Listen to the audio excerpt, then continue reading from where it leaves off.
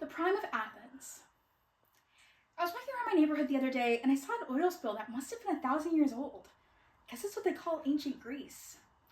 I want to take you back before Common Era to the land of Greek gods and temples in ancient Athens. A large part of life in Athens was religion, and with such, the Greek gods. Specifically, the Olympian gods. Some of those include Zeus, Hera, Poseidon, Demeter, Athena, Dionysus, Apollo, Artemis, Hermes, Ares, and Aphrodite. Athena specifically is the goddess of wisdom and war, but she's much more of a strategist in comparison to Ares. Topic: credibility.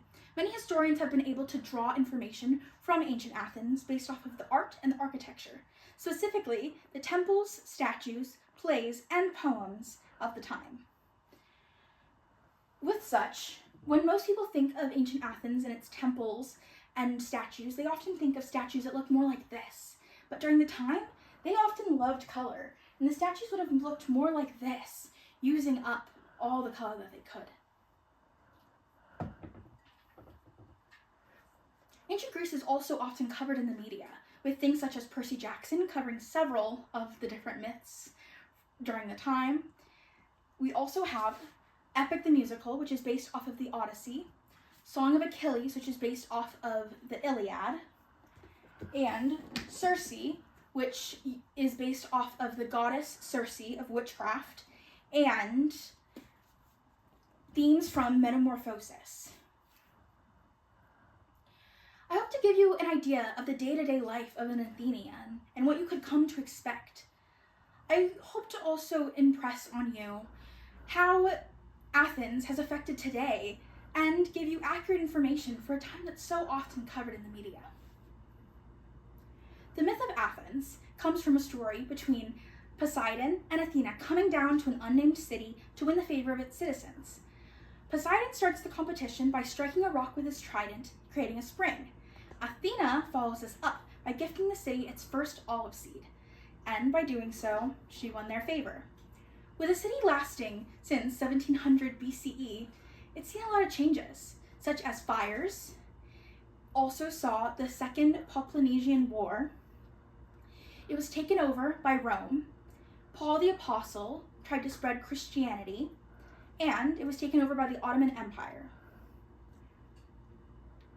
What is the architecture? First, we can look at the physical benefits of the city. First of all, in the center of the city, or the Acropolis, there is a raised area where the citizens could draw water from a spring. Also, the city is in the center of surrounding mountains, which allows the people protection. What is the architecture? When we think about Athens, most people think of the Parthenon, which is dedicated to the goddess Athena, with 3 other temples surrounding it, also dedicated to her. The temple was used as a treasury during its prime and was destroyed by Turkish ammunition when it had exploded in its walls.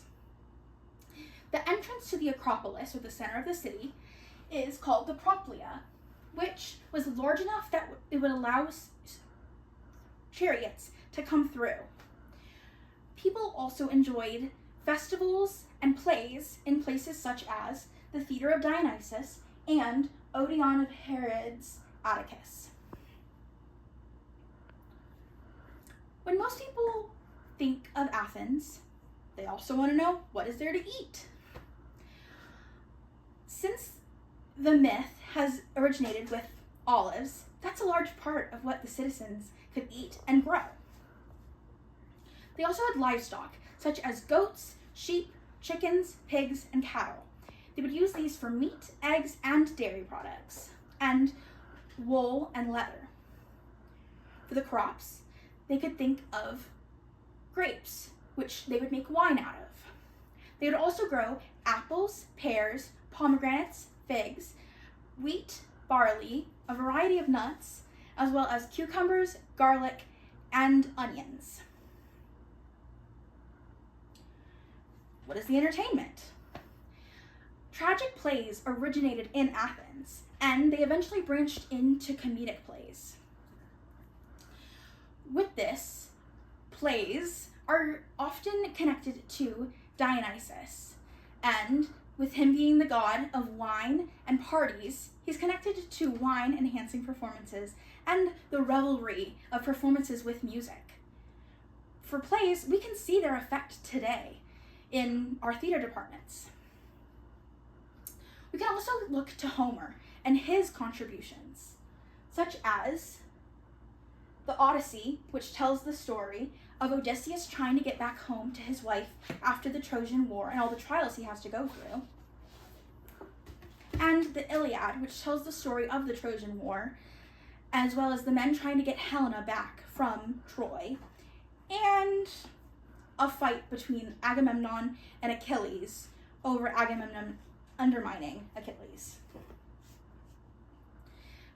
Homer was such a large part of life that many Athenians believed that they descended from Homer's characters. I hope that by sharing this information, I've given you an idea of what you could come to expect from daily life in Athens. I've given you an idea of all the trials that it's had to overcome with fires and trading ownership, as well as what you could look at with the architecture and how people often came together to celebrate the gods.